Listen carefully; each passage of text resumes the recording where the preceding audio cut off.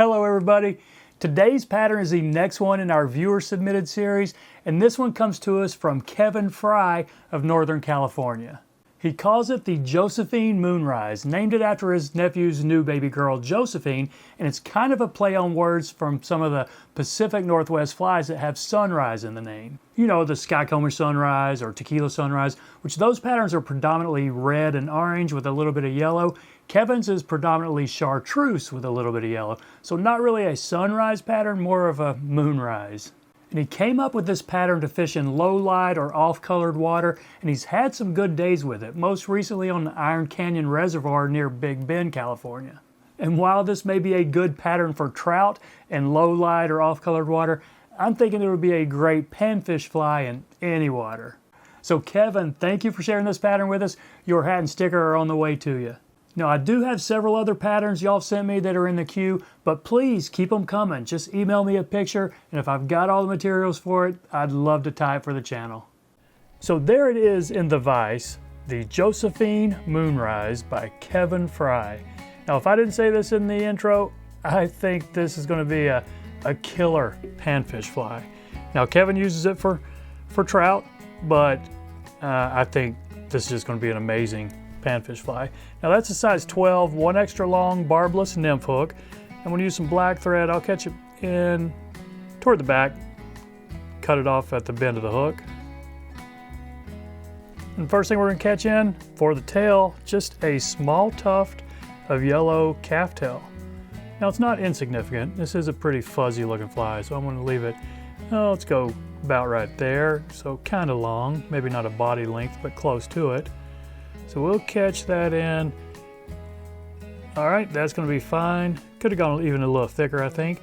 I'm gonna leave this in here, loose open wraps going up here just to bulk out my body a little bit.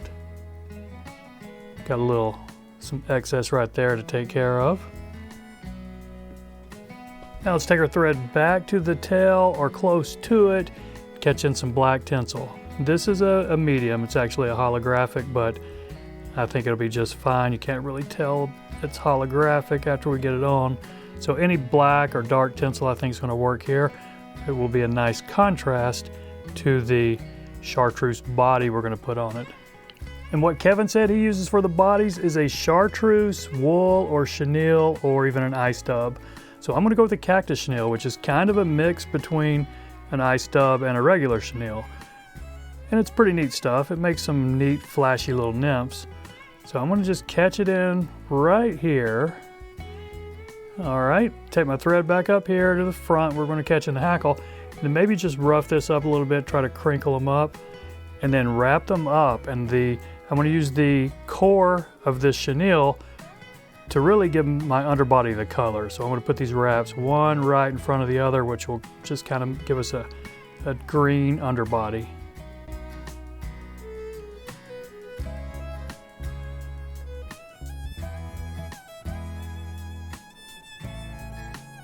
Okay, when you get up there near the eye, go ahead and catch this off.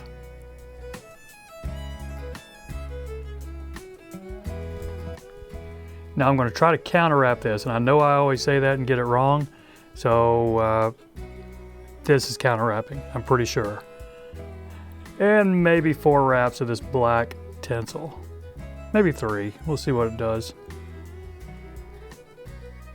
Okay, that's 3, kind of 4. You can't really see the 4th one. It's going to be covered by this hackle, but I think we're in good shape.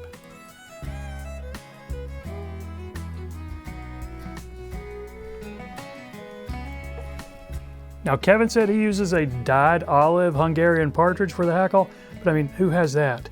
So either go with a regular Hungarian partridge or something else in olive. This is just a hen, just a cheap little hen feather. I think the one you saw in the vise at the beginning, I use this.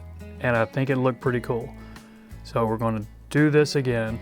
Let's get that caught in. All right, and I can probably go ahead and snip this excess right here. And I got a little bit sticking up there under my eye. You know what, I'm not going to worry about that. As long as I can get my tippet in there, I'm going to be happy with it. But just go ahead and wrap this. And I'm not going to use my hackle pliers. Watch this. I'm just going to get a little bit crazy right here and just kind of hope for the best. put a little wrap, and what you can do, you can just kind of pinch it with your finger right there for that next wrap, and that is actually going to be plenty. So let's go ahead and catch this off right here.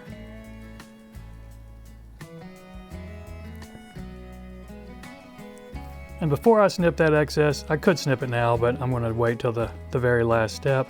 I'm going to pull everything back and then work on my nymph head here. And you can do a pretty decent sized head. Okay, I think that's going to be fine. Let's do a quick whip finish.